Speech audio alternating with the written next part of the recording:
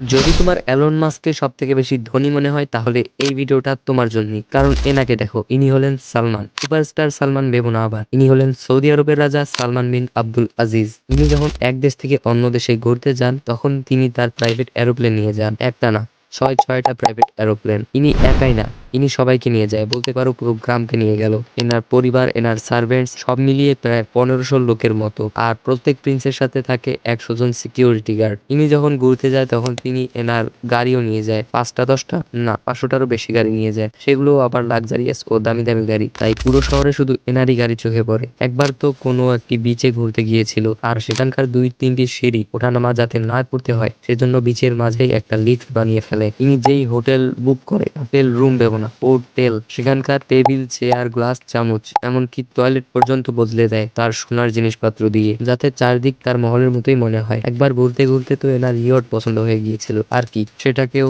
$500 million বেশি টাকা দিয়ে কিনে নেয়।